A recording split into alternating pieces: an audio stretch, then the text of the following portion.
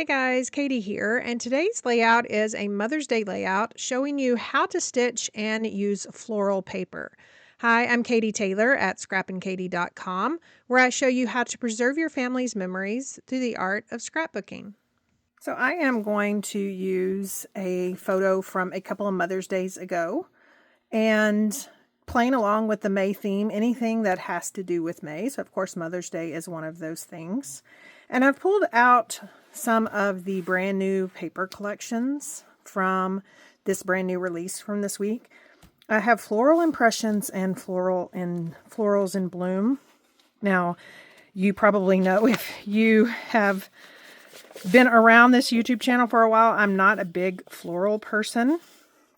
So we're going to see what I can do with this. The good thing is that my photo doesn't have a lot of florals. So a lot of times you can bring florals in when your photo just has bright colors, and then that way it can accent your photo, instead of your photo having tons of flowers and then you trying to match the flowers in your layout. But you can see the back side of these patterns are just solid colors, very subdued, and some that really match with our clothing. Of course, my mother in her bright clothes, and then of course I have some leopard on. But the Florals in Bloom actually has some of those dark colors.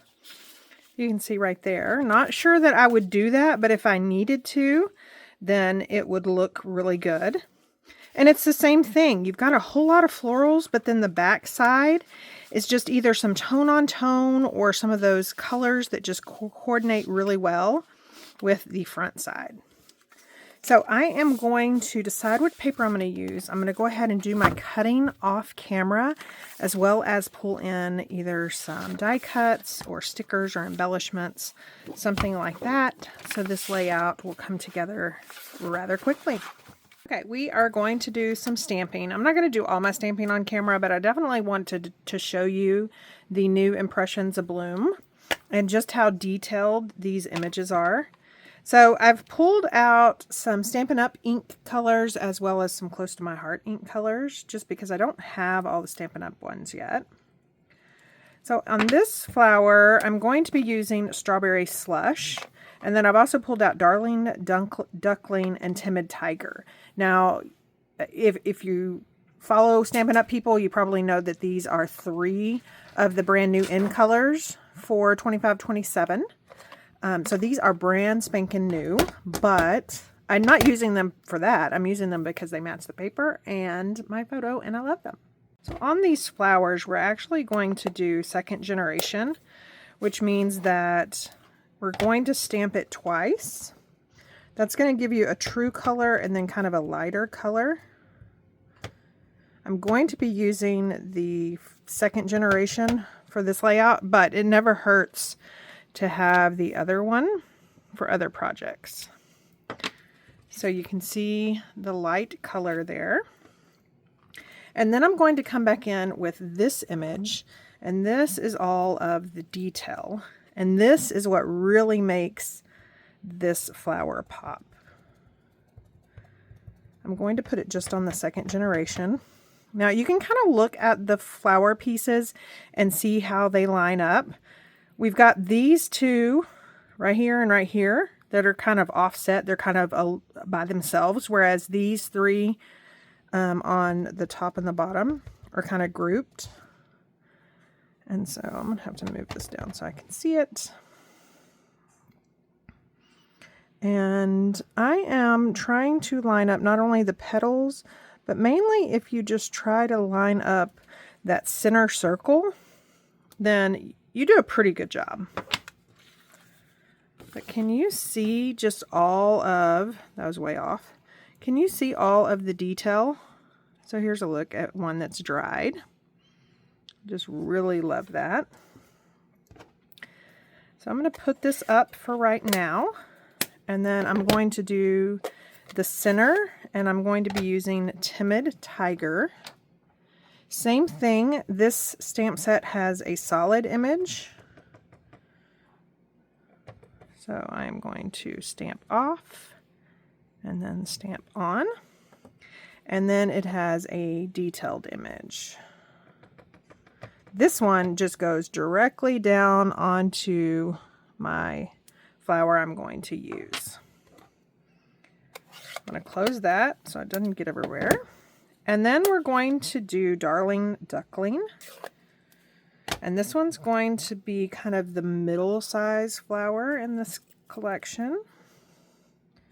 Again, second generation. So I'm inking it up. I'm going to stamp it once, and then stamp it twice, and then come back in with that detailed veining. And again, I need to kind of look at the petals. And so I'm just kind of using my stamped one as a guide.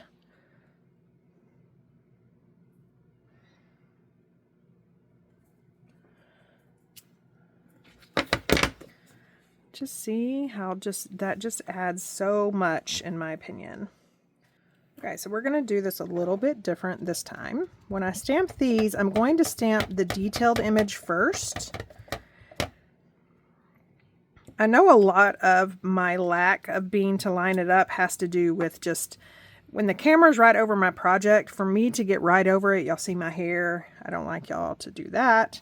So I know some of it has to do with that, but I'm just kind of testing this out to see if it's easier to line up if I stamp that detailed first. So I'm stamping this first one off, and then now I can line this up. Oh my gosh, that's night and day. Can y'all see the difference there? So note to self, stamp the detailed one first and then the solid. And that was kind of opposite with Close to My Heart. I also usually with Close to My Heart, I die cut all the pieces first and then stamped. I find that I can't do that with Stampin' Up! Images.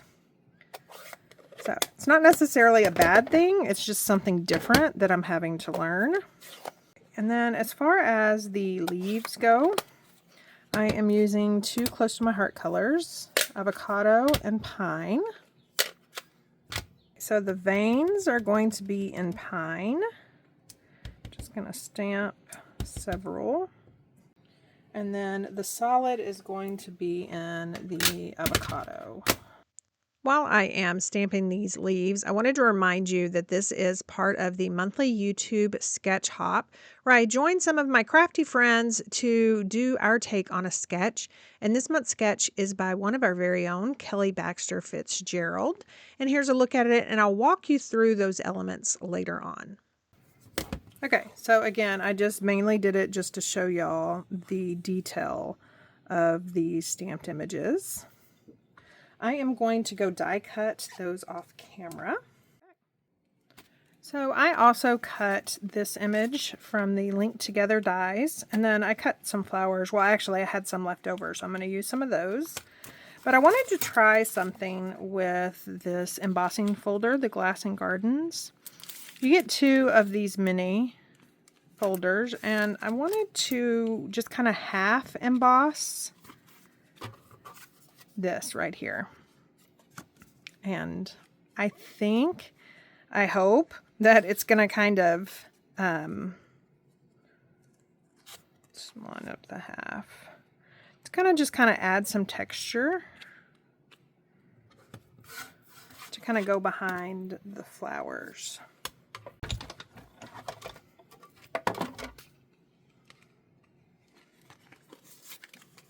So yeah, I love that. Okay, so let me put some of this stuff up.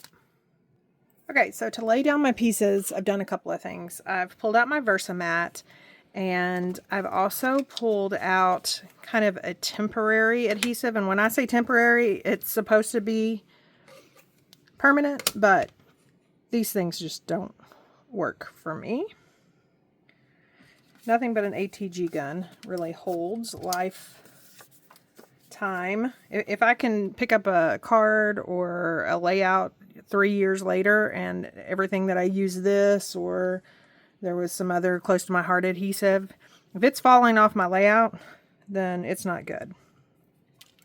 But So I'm going to use a temporary because I am going to stitch on this.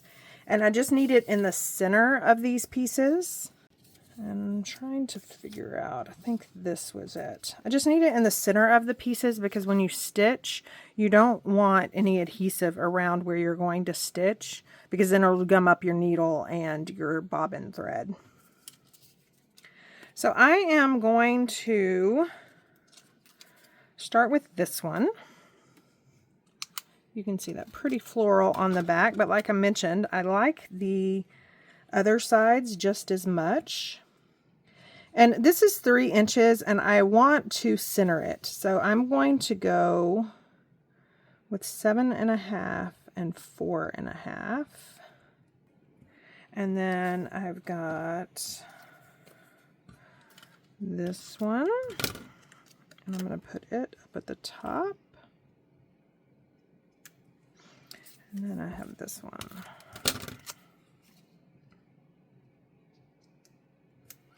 And then I'm going to come back in with these big 3-inch squares. So I've got the Darling Duckling. I'm just going to kind of flush that up. Just going to make sure that it's straight along the bottom. And then I've got these 2 floral pieces. I am going to use the one that has the majority of the reds and the darker colors. I'm going to use that at the top. And then this one at the bottom. And then I am going to do the same thing over here. Line it up at 1/2 inch and do these little pieces. If you remember the sketch, I'll try to remember to throw it up onto the screen, but if you remember the sketch, it's got a circle, which I'm not sure I'm going to use yet, but it's definitely got kind of a catty corner. I mean, not catty corner. It's got kind of a uneven placement of these strips, and so that's why I went with the smaller strips right there. I am not going to put my photo down yet because I'm going to go over to my sewing machine and go ahead and sew these down first. Okay, not sure that first square really did very good, so I'm going to attempt to do the second one. So I have my paper in my sewing machine and I have the foot down. I've also, my sewing machine has an option for the stitch to be on the left, the right, zigzag. I have chosen the middle. And so I have this little line that's on my foot about where I want the stitch to go. Actually, I want it a little bit over. Okay, so we're right there. And then I am just going to start sewing.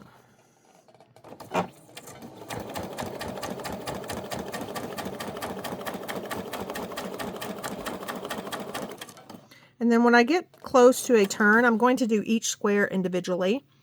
So when I get close to a turn, I want to make sure that my needle is still down in my paper, which it is. And then I'm just going to raise the foot and I'm going to rotate my layout 90 degrees. And then I'm going to put the foot down. And my needle is still in my paper. And then I'm going to sew this edge.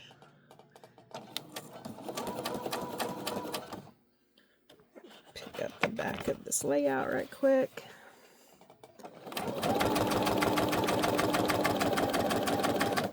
So same thing, when I get to the edge, I'm going to stop it with my needle down. I'm going to raise my foot, rotate my layout. Oh, let's do one more. So I'm just going to do one more stitch, stop it, raise the foot, rotate it.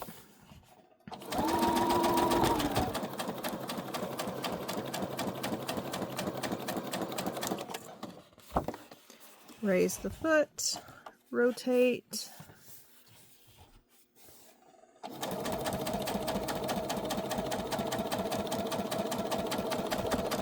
And then that square is done. So then I'm going to stop my needle and I'm going to use the cut feature on my sewing machine to go ahead and cut that thread. I'm going to raise my foot, and then I'm going to repeat that for all of these squares. But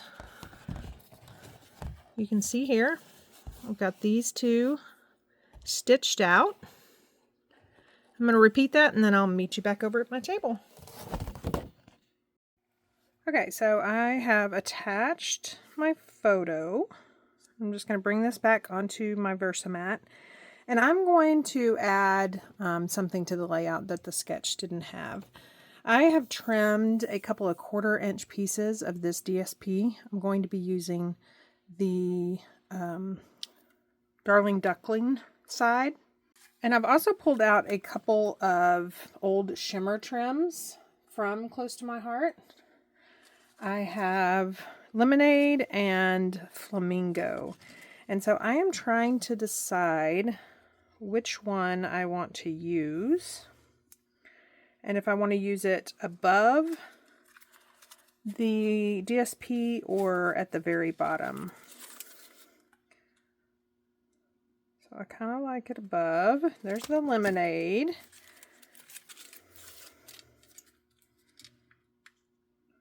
There's this one. If I do the Flamingo, I'm thinking it's going to have to be on the bottom. I kind of like the Flamingo.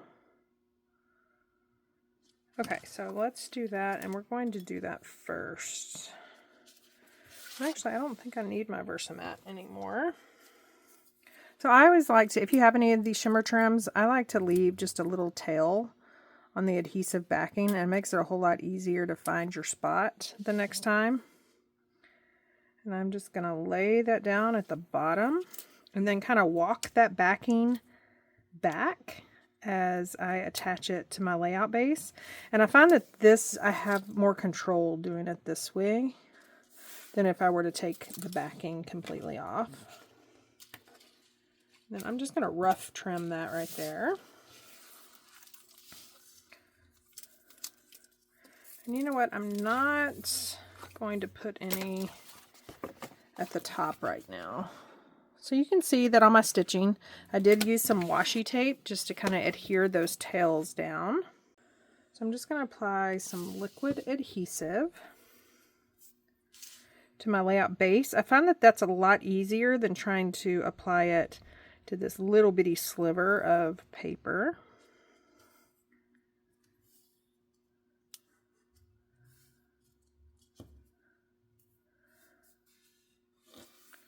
Pretty quick drying, so I'm just going to kind of make sure that that's in place. And then I'm going to try the top. I don't know if I want to mimic the shimmer trim or if I want it just like that. I think I'm going to do that and just leave that like it is. And that way you still kind of got some movement toward the top of your layout. Movement meaning your eye doesn't stop right here. Your eye kind of keeps going up. We talk about movement a lot as scrapbookers, having to do with left to right. But sometimes I prefer there not to be a stopping point on the top. I hardly ever have that on the bottom. On the bottom, I usually always have a stopping point, but at the top, I don't really mind that much.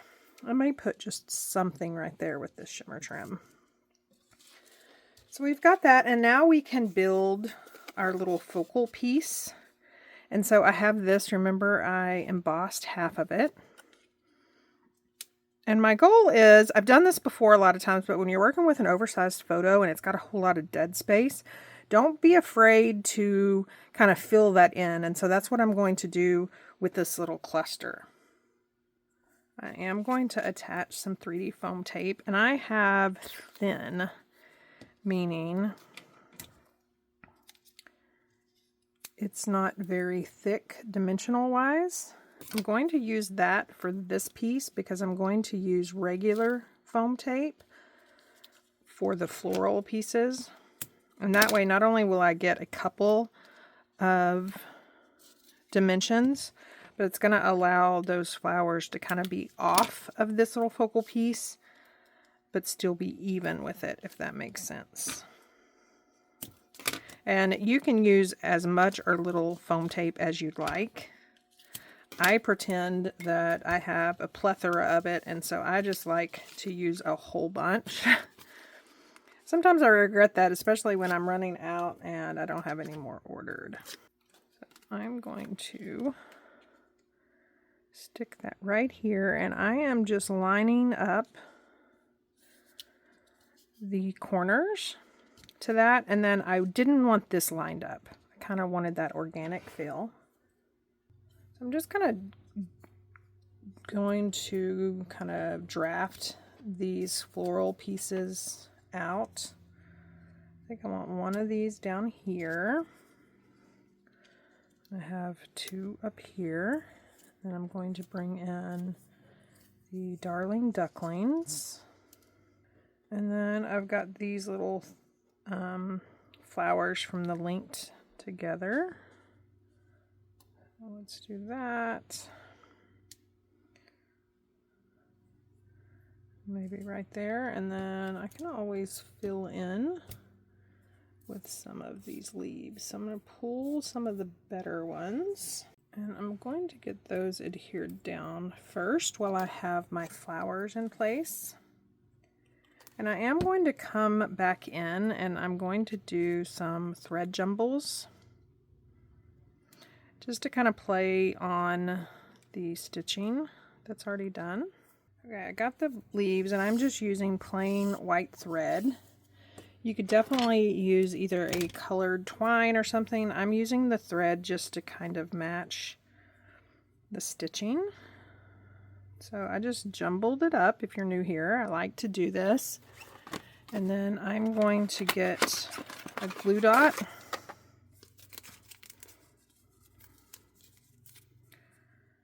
Just kind of lay that down on there.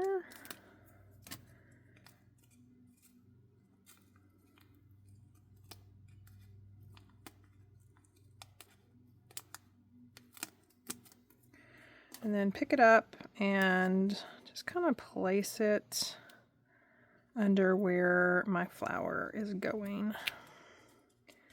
And the rest of it will get secured once I adhered this down. So I've got that one, and then I also want to do one right here and right here. So again, you just kind of get as much ribbon as you want. I tend to do 3 little pulls, and you just kind of messily do that. The more organic, the better. And then you just put it on a glue dot, lift it up either with a spatula end from take your pick. I just had my tweezers out, so I'm going to use that. I'm going to put it right there. And then do one more at the bottom right. Okay, so we have those done, and now I can start adhering these larger flowers down with some dimensionals. I'm going to use the large dimensionals, and I'm just going to start just by putting a dimensional where I think that's going to go. And like I said, if you kind of put it on your thread, then that kind of adds that extra level of adhesive. So now I know that I can add another one over here. I decided to re-stamp some of the centers of the flowers because I wanted them to kind of have some dimension, number 1, and number 2, you'll see that I really like it having kind of that white edge. So I just second generationed the solid part. See how much better that looks? Or in my opinion, it does. So I second generation the solid part and then went back over in the same color, which is Timid Tiger, on that kind of overlay. And it's very subtle, but you can see those little dots and you can see that second generation right there in the middle. I'm not going to do those smaller flowers, but I have pulled out my in color dots. These are the 2025-27 in color flat pearls. And I wanted to add some centers here. Centers. And I think I'm going to use the Secret C. And I think I'm actually going to use the kind of middle one. Just on the centers of these small flowers. That's going to bring that dark in, which, you know, is going to kind of play on my dress since all the other colors kind of play on the other DSPs. And then I am going to, even though this Impressions of Bloom is mainly for card, I loved this sentiment. I appreciate you so very much. And so I am going to stamp that as kind of my title right here under the photo. I have pulled out Secret C ink pad, and I think that dark is going to really look good. If you are newer around here, this is usually where I mess everything up and I have to fix it. So let's hold our breath and hopefully nothing goes wrong. So I appreciate you. And then so very much. If you're wondering why my images are kind of across my block, I love to be able to see everything. And so a lot of times I find that if I put it at a diagonal, then it allows me to see everything around me, and it just stamps better for me. I am going to add some of this shimmer trim up at the top left. And I think I'm going to just do it flush. And I'm going to cut it off right there.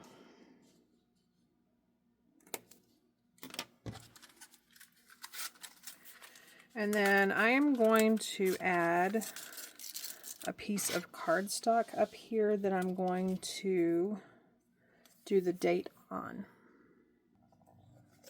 So I'm just going to put some adhesive right there. And then I have a scratch piece of White Daisy cardstock. I'm going to add right there and then kind of let that dry, and then I'm going to trim it off. Sometimes glitter paper is really hard to adhere to. Just transferred ink. See if that's going to be okay.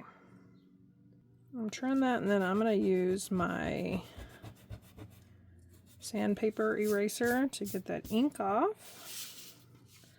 And I like how that's done.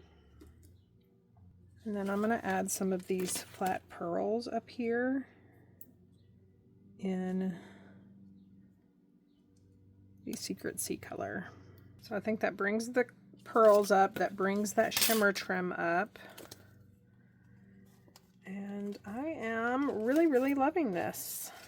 Okay, so not only do you have the stitching around the DSP, but I've also done some thread jumbles. And then, of course, those gorgeous flowers with all of that texture, the stamping, that shimmer trim. Really loving that. And yeah, I think the only thing I did not really include was that little circle that Kelly had in her sketch. But overall, I really like this, and I like the offsetting of the sizes of the DSP. And then I really like how this is embossed on just half of that. Now I'll have just a little bit of journaling. I'll add that probably up here at the top, probably in the form of strip journaling. I may do some lines and just journal directly onto my layout. But that is that. Thank you so much for stopping by and watching. Don't forget that everything I used is linked down below, and there is a playlist for our monthly YouTube hops featuring sketches by one of our members. If you want to click on that and see what the other girls did this month, or even catch up on past videos, you'll find the link at the very end of this video. Thank you so much for stopping by and watching. I hope y'all have a wonderful rest of your weekend.